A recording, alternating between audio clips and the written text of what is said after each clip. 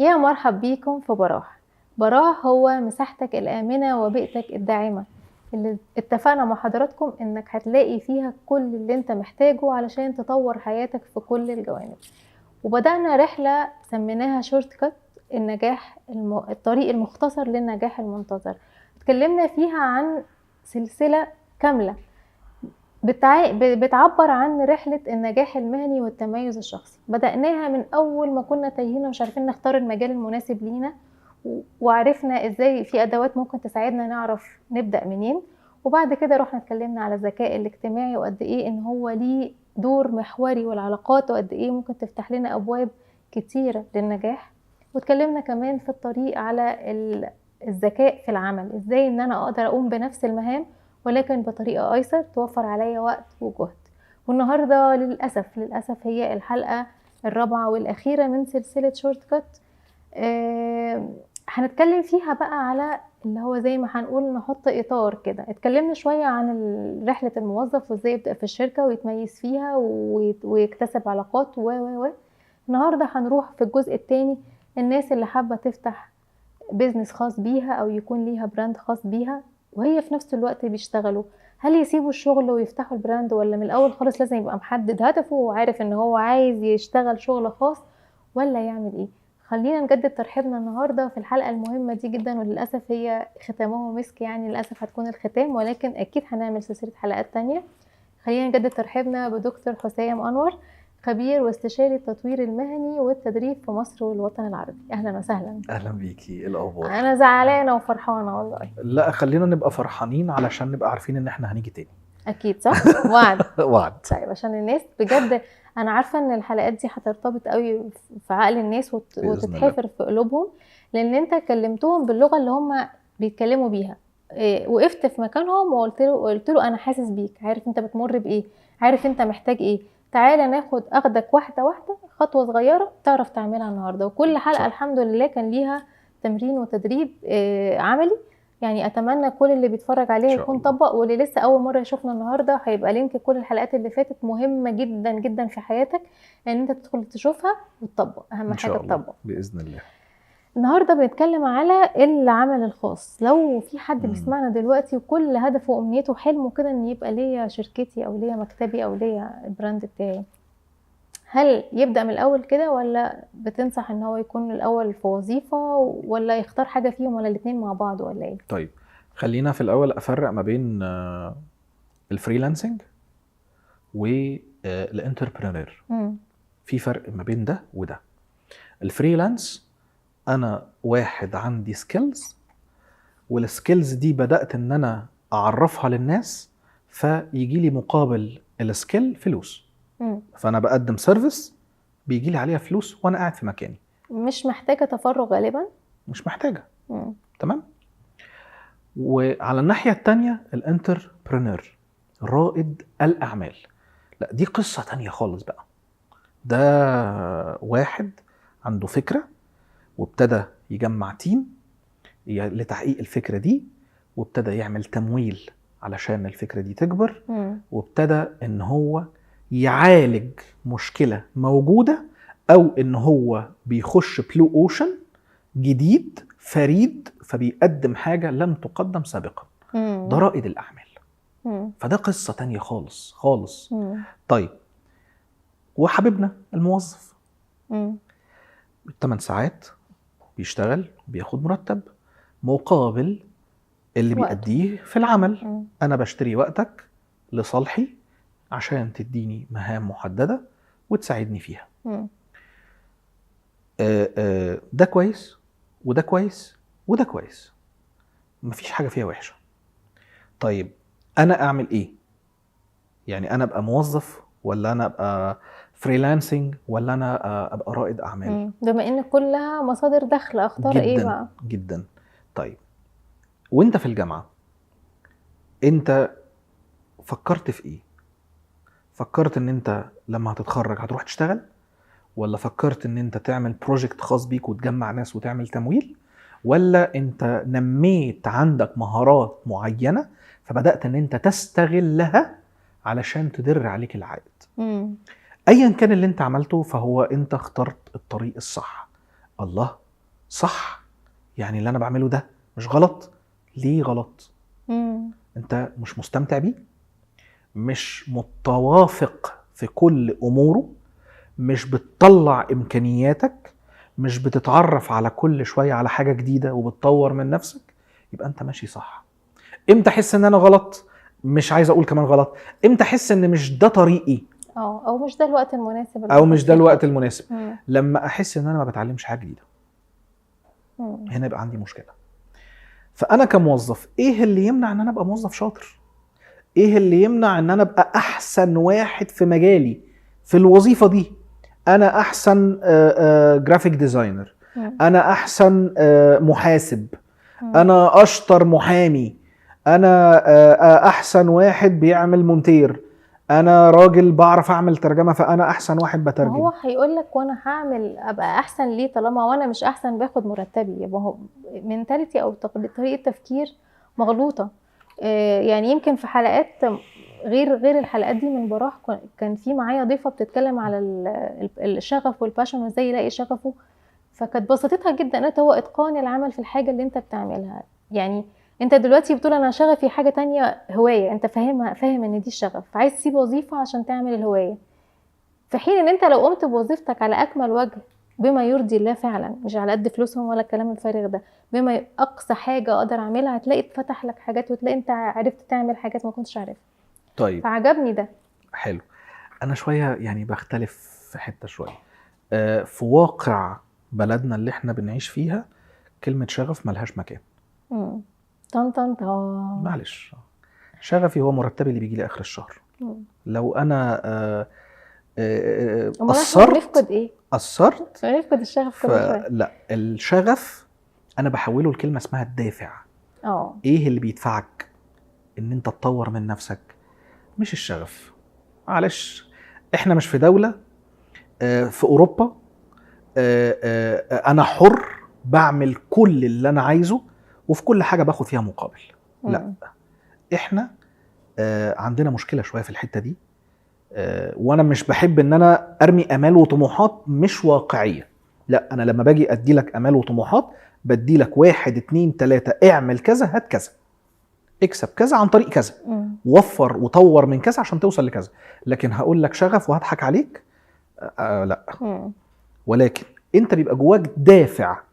الدافع ده ان انا اكون متميز. التميز ده تحول الى ايه؟ يتحول الى عائد مادي. تمام. طيب انا راجل بشتغل في وظيفه والحمد لله ميسور الحال واموري كويسه، ولكن انا عندي مهاره بحب ان انا اعملها.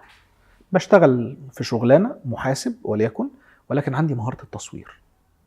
فبنزل في الويك اندز بصور، والتصوير ده ابتدى يجيب لي فلوس. حلو جدا. ده اسمه ايه؟ فريلانس. تمام. هل يمنع ان انت تبقى فريلانس ان انت تسيب وظيفتك؟ لا. طب هل ان انا لما ابقى في وظيفه ما ادورش على حلم انا بسعى ليه او طموح انا بسعى ليه؟ بالعكس، دور واسعى. مثلا انت رياضي وبتلعب جيم وجسمك جميل، مالكش دعوه بجسمي انا خالص. فايه المانع ان انت تصور نفسك فيديوهات وتدي فيها نصايح بعيد عن شغلك وانت فعليا بتشتغل مهندس مثلا في شركه، حاجه انت شاطر فيها جدا واثبتت نجاح جدا. انت مثلا راجل بتعرف لغه كويس جدا وعندك بدل اللغه 2 و3، بس انت شغال صحفي. ايه المانع ان انت تستغل لغاتك دي في ان انت تدور على فرصه سواء بارت تايم او فريلانسنج ان انت تطور منها وتدخل لك عائد؟ هنا انا بعمل عمليه البالانس، التوازن. اللي حركني ايه؟ مش الشغف، الدافع. الفلوس. هو انا بشتغل ليه؟ صح. عشان يبقى عندي فلوس. الفلوس هل هي غايه؟ لا، الفلوس وسيله لايه؟ للوصول للهدف اللي انا عايزه. عايز استقر، عايز يبقى عندي بيت، عايز يبقى عندي اسره، عايز ان انا اعيش مرتاح، عايز ان انا ما اشيلش هم لبكره، عايز ان انا لما اروح كده وارتاح واقول الحمد لله انا يومي النهارده كان كويس، الحمد لله انا حققت النهارده حاجه كان نفسي احققها من زمان. الحمد لله انا النهارده مديري ضحك في وشي. الحمد لله النهارده اول جنيه يدخل لي من مهاره انا ما كنتش عارف عنها حاجه، جميل. واشتغلت على نفسي واستغلت. الشعور بالانجاز ده في حد ذاته جداً. شعور مرضي جدا يعني. جدا. فمش المحرك هو الشغف، المحرك هو الدافع الداخلي جواك. هو انت عايز تعمل ايه وعايز توصل لايه، وبتبدا تشوف الامكانيات بتاعتك. اللي انت عايز تقوله ان لا يمنع الوظيفه يكون معاها طبعاً. فريلانسنج عادي جدا. طبعاً. طب لو الوظيفه وانتربرينور؟ طيب هنا بقى تيجي المعضله. لو انا عايز مشروع بقى، لا مشروع، عايز يبقى عندي شركه او عندي حاجة هنا خاصة بيا. بتظهر فكره صاحب بالين كداب شويه. ليه؟ هو حد ما هو اصل طب ما هو فريلانس برضه. لا، الفريلانس انت ما بتعملوش وقت شغلك. من امانه الامانه اللي انت بتحطها قدامك وقدام ربنا، ان انت لما بتقعد عدد ساعات شغلك انت بتخلص وبتتقن شغلك اللي انت بتقبض عليه فلوس. والله بقى فلوس قليله فلوس كتيره، حضرتك بينك وبين المكان عقد، انت ارتضيت انك توقع مقابل عمل مش مقابل قعده. طيب الفريلانس انا بعمله وقت فراغي. لكن الانتربرينور عشان اكون ده ليه صفات اساسا. الشخص ده ليه صفات مهنيه، وليه صفات شخصيه، وليه صفات ذهنيه، ليه صفات مختلفه. اولا هو بيشوف المشكله من منظور مختلف. هديلك مثال بسيط قوي. لما حصلت كورونا في شركات خسرت. طب ايه اكتر شركات كسبت؟ اللي عندهم شغل اونلاين. لا، الشركات اللي كانت بتبيع الماسكات. صح. هو لعب على ايه؟ الاحتياج. بالظبط. في مشكله انا وجدت لها حاجه وبعت. تمام. طيب وليكن مثلا من برضو الشركات الناجحه واللي كسبت التريننج اونلاين، التريننج سوليوشن. انا قاعد في بلد والمدرب قاعد في بلد وباخد كورس عنده اونلاين. من وقتها فعلا بقى كل حاجه اونلاين عادي جدا يعني. تمام. فهي الفكره في ايه؟ ان رائد الاعمال بينظر للامر من منظور مختلف. يا اما انا عندي فكره ابداعيه بقدمها للسوق بشكل مختلف اول مره يتم تطبيقه، او ان انا شايف فيه مشكله لم تحل وانا قدمت الحل. وهنا انا حابب اذكر اسم شخص. الشخص ده انا اتعلمت منه كتير، وهو رئيسي في العمل وصاحب الشركه اللي انا بعمل فيها، شركه ماستري اكاديمي، ودكتور ثابت حجازي. تحياتنا لدكتور ثابت. دكتور ثابت حلم بالنسبه له كان ماستري اكاديمي، ان انا اقدر اوصل العلم لكل الناس في كل الدول وانت في مكانك. فهنا هو حط ايده على المشكله وقال لك اتفضل ادي السوليوشن اهو، مالكش حجه. فانا بتشرف ان انا جزء من الحلم ده، والحمد لله ربنا موفقنا جدا، وحاليا احنا من اكبر المنصات في الوطن العربي. فانا بشكره اولا على ثقته فيا ان هو حطني في المنصب ده، والحمد لله يعني بشكر ربنا على وجودي في هذا المكان. فانا بشكر ربنا ان ربنا جعلني سبب في هذا الحلم اللي قدرنا نوصل بيه لناس كتيرة جدا في دول كتيرة جدا ما شاء الله. ونتمنى بإذن الله تعالى ان الحلم ده يفضل مكمل ونقدر نفيد بيه اكتر واكتر واكتر بإذن الله. يا رب دايما ربنا يوفقكم. وهو ده اللي مطلوب دلوقتي يعني. الناس كلها اللي عايز يتعلم موجود. بالظبط. محتاج بس ان العلم ده يكون متاح في اي مكان وهو قاعد في مكان. ده حقيقي. فده مهم قوي. طيب عايزه اختم معاك، ايه اللي يساعدني على الاستمراريه؟ لان هو النجاح مش النهارده انا نجحت الحمد لله وترقيت ووصلت، هي عمليه مستمره وتطوير ما بيخلصش. ايه اللي يساعدني على ان انا افضل مستمر ما ببطلش ما وقفتش؟ طيب دايما في مثال كده كنا دايما بنسمعه واحنا صغيرين: ما طار طير وارتفع الا كما طار وقع. فاحنا دايما بنبص للجزء الاولاني اللي هو يرتفع بس، القمه. القمه اللي هيوصل لها، لكن عمرنا ما سالنا نفسنا هو وقع ليه؟ هو ليه لما بيطلع ينزل؟ هي سنه الحياه احنا عارفين، بس هو ليه وقع؟ ليه شركه من الشركات العالميه بتوصل للقمه وبتفضل على القمه 10 و20 سنه. ليه حد مثلا من الشخصيات المتميزه بدون ما اقول اسم هو على القمه بقاله سنين؟ ليه ما نزلش النزله دي؟ ليه اتاخر فوق؟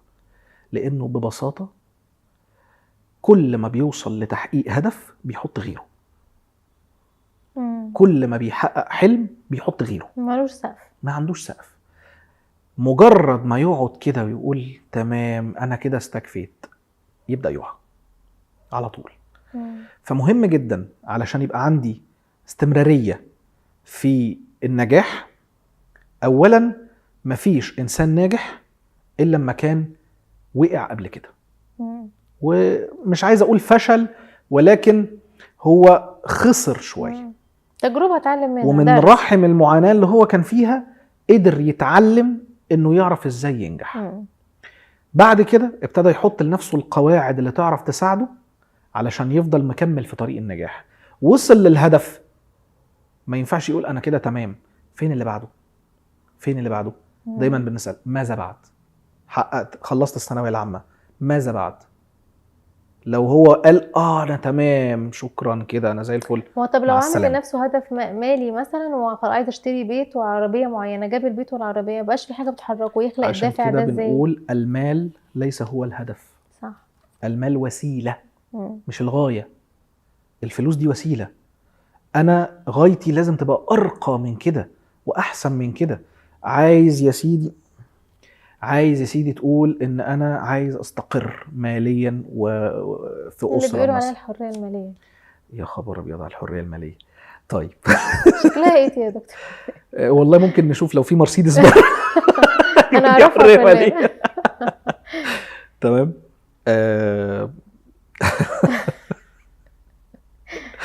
والله هو ده والله واقعي يعني.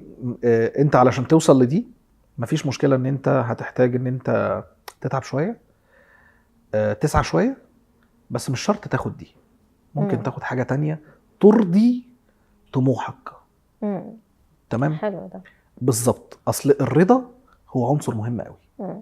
في بعض الناس بيبقى عندها جحود شويه، شايف فلان من لا شيء، اصل هو كان من عيله ثريه فهو ناجح. لا، مين اللي قال لك كده؟ مين اللي قال لك كده؟ بص لتعبك وبص لمجهودك وبص للشيء اللي انت بتسعى فيه، صدقني هتلاقي عندك حاجه انت بتتميز بيها ممكن تكون مش عند غيرك. اكيد، ومفيش سعي بيروح في الارض يعني، ده الايه صريحه، ليس الانسان الا ما سعى وان سعيه سوف يرى. بالظبط، الله ينور عليكي حقيقي. فيعني اتمنى ان انا اكون وضحت الموضوع بصوره بسيطه جدا وواقعيه جدا جدا جدا جدا جدا، من اجمل الحلقات اللي سجلتها. ولكن انا عايزه برضو تختم بنصيحه عامه بقى لكل حد بيتفرج علينا دلوقتي في حياته عموما، يعني اديله الزتونه بقى بتاعت الحلقات والكلام ده كله. طب ما تيجي نختمها بتحدي؟ يلا بينا نختمها بحاجه الناس تعملها. يلا، هات ورقه وقلم دلوقتي واكتب نقاط قوتك ايه، ونقاط قوتك بتستفيد منها بتعمل بيها ايه، وايه اهم المهارات اللي موجودة عندك واستغلت كام في المية من المهارات دي، وايه المهارات الغير مستغلة وغير مستغلة ليه. جميل. واربط ما بين نقط القوة بتاعتك وما بين المهارات الغير مستغلة. طب في حد بيسمعنا دلوقتي يقول لك ايه الفرق بين نقاط القوة والمهارة؟ في ناس مش عارفة تفرق. نقط القوة هي حاجة داخلية من جوايا انا، المهارة مكتسبة اتعلمتها عن طريق التعلم، او اقدر اتعلم. بالظبط، عن طريق التعلم. فدي اسمها السكيل. السكيل بقى ممكن واحد يبقى عنده السكيل دي 0، ممكن يبقى واحد عنده السكيل دي 10. بتفرق في ايه؟ درجة تعلمك فيها ودرجة تجربتك ليها. في واحد بيعرف يمسك الكاميرا، هو عارف ان الكاميرا زرار، وفي واحد عارف ان في حاجة اسمها كادر، وفي حاجة اسمها الشاتر سبيد، وفي حاجة اسمها الزوم كادر، وفي عارف بقى لما امارس. بالظبط. فبتفرق من هنا لهنا وهكذا. فجربوا التحدي ده وابعتوا لنا وخلونا نخش معاكم. شوفي بص دايما بختم ازاي، نخش معاكم ونوضح لكم ونساعدكم ونجاوبكم ومجانا. يلا بجد مش عارفه اشكرك قد ايه، ممتنه جدا جدا جدا للكلام اللي طالع من القلب وطالع بكرم، ربنا يبارك فيك. طالع بمحبه، مش اللي هو انا ده هقوله ده ما ينفعش اقوله اصل ده يبقى هعمل بيزنس من وراه ده حق خالص. الناس انا عليا. دايما بقول كده عليك، والله يعني ده انت حق الناس غير اي عليا. حد في المجال. مش مهم خالص ان انا اكسب والبيزنس واجيب فلوس، يعني المهم اكبر فايده عندي ان انا افيد الناس. الحمد لله. وده يعني ربنا باذن الله يعني يجعله في حياتك، في كل جوانب حياتك بركه يا وخير، رب.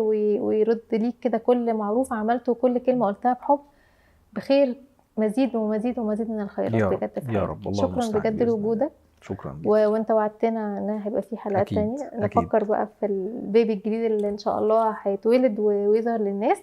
وشكرا جدا لوجودك، ربنا وما يخليك. كنتش عايزه الوقت يخلص، خلاص بقى. انا بشكرك على اتاحتك الفرصه دايما ليا ان احنا شكراً. نطلع مع بعض، لان احنا لما بنطلع زي ما تقولي في كيمياء كده جميله الحمد لله، ده بتخلينا جداً نطلع جداً. كلام مش مترتب اساسا، ومش فين هو اللي المنهج في ما بيتقالش فيه يعني خالص. احنا ما بنعرفش نمشي بسكريبت، دايما احنا كده الكلام فعلا. بيطلع كده. فيعني بشكرك وبشكر كل الناس اللي هي صبرت لحد الاخر علشان تشوف الحلقات بتاعتنا وتسمعنا، وانا في انتظار ردهم، وفي انتظار التحديات اللي احنا حطيناها ان هم يحلوها ويجاوبوها ان شاء الله ويبعتوا لنا. وجهزوا لنفسيكم، الكوميونتي كبيره جدا هنعملها سوا ان شاء الله الفتره اللي جايه باذن الله، باذن الله. بإذن ده الله. لمين؟ للي اتفرج واجتهد وطبق وسعى وخد قرار فعلا ان هو يغير حياته للاحسن. شكرا جدا دكتور حسام، ربنا وشكرا يخليك. لحضراتكم شكراً. تابعتونا لغايه الاخر، لغايه اخر لحظه في اخر حلقه. سيبكم على خير ونشوفكم على خير في رحله جديده الشهر الجاي ان شاء الله.